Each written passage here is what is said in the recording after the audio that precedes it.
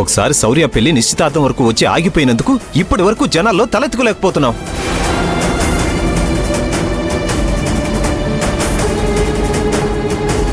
అన్నేమో చెల్లి పెళ్లి ఘనంగా చేయాలనుకుంటుంటే తమ్ముడు మాత్రం ప్రేమించిన వాడితోనే పెళ్లి చేయాలని చూస్తున్నాడని నలుగురికి తెలిసిందంటే మనం 10 మందిలో ఎలా తిరగాలి? వాళ్ళడిగే ప్రశ్నలకి ఏమని సమాధానం చెప్పాలి?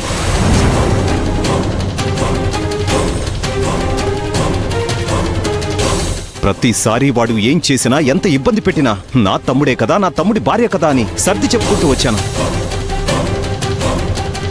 ఈ ఫోటో చూసిన తర్వాత అర్థమవుతుంది వాడు నా తమ్ముళ్లాగా కాదు, అసలు ఈ ఇంటి మనిషిలాగానే ప్రవర్తించడం లేదు. వాడు చేయాలనుకున్నది చాటుగా చేసుకుంటూనే పోతున్నాడు. వాడి ఇష్టానికి వాడు చేసుకుంటూ పోతే మనం చూస్తూ ఊరుకుంటాంరా? వాడేం చేయాల్సిన అవసరం లేదు నాన్న. పెళ్లి మంటపంలోకి ఆ సిద్ధార్థగడ వస్తే చాలదా?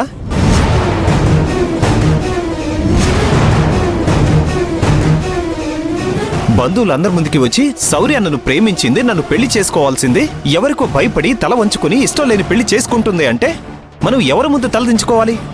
ఎవరి పరుగు పోతుంది?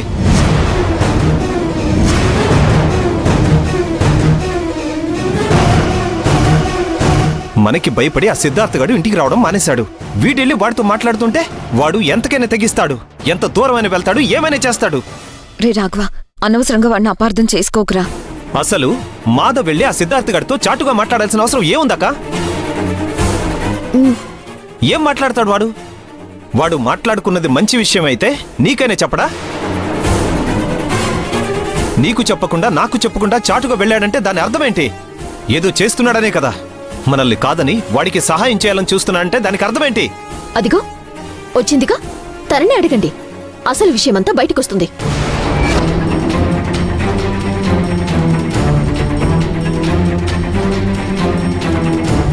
ఏమ్మా, మమ్మల్ని ప్రశాంతంగా ఉండనివ్వరా? ఈ ఇంట్లో ప్రశాంతంగా బతకనివ్వరా? ప్రతిరోజు ఏదో గొడవ చేయాల్సిందేనా? పోయేదేదో ఇంట్లోంచి బయటకు వెళ్ళి ఇంకెక్కడో ఉండకుండా మాకు ఈ దరిద్రం ఏంటి?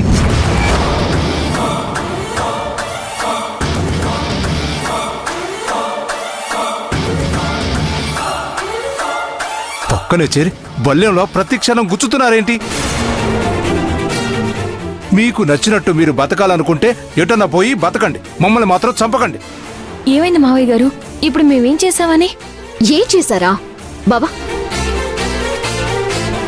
ఇదిగో చూడు.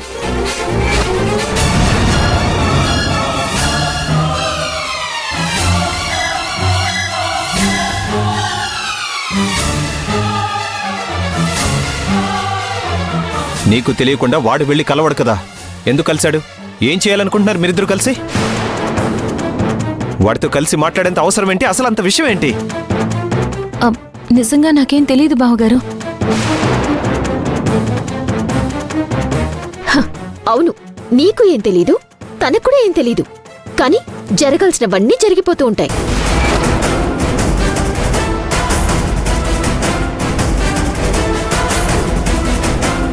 ఇంకా వాళ్ళని అడిగేదేముంది బావా?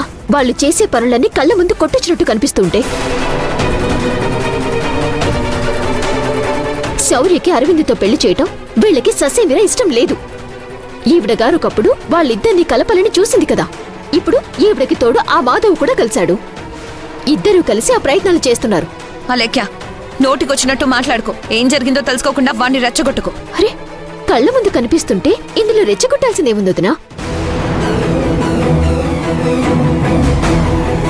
సరే, మీరు చెప్పండి. ఆ ఇంట్లో వాళ్ళంటే మనకి పడదు, వాళ్ళమ్మకి మనకు శత్రుత్వం ఉంది. మరి వాళ్ళ అబ్బాయితో చుట్టరికమేంటి? ఇంట్లో ఎవ్వరికీ తెలియకుండా వాళ్ళిద్దరూ కలిసి మాట్లాడాల్సిన అవసరమేముంది?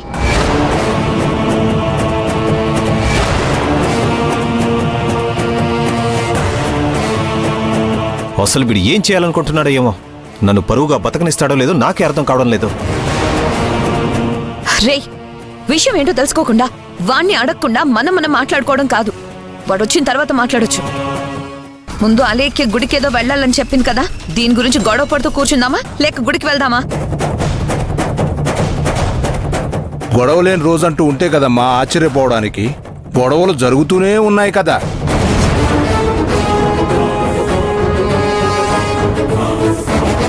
ఇవన్నీ ఉండేవే కదా. ఇప్పుడు ఆ గుడికేదో వెళదాం పదండి. ఇంట్లో ఇలాంటివన్నీ జరుగుతూ ఉంటే గుళ్ళు గోపురాలు తిరగడం ఏంటి నాన్నా? అందుకని అన్ని పనులు మానేసి ఇంట్లోనే కూర్చుంటామారా? తనేదో మొక్కుకున్నానని చెప్పింది కదా, గుడికి వెళ్దాం పదండి. మాధవ్ ఇంట్లో లేడు కదా. వాడు వచ్చాక వస్తాడులే భూమి, నువ్వు బయలుదేరు. ఇక్కడే ఉండి ఇవన్నీ మాట్లాడుకుంటూ ఉంటే అవతల గుడి మూసేస్తారు. పదే వెళ్దాం.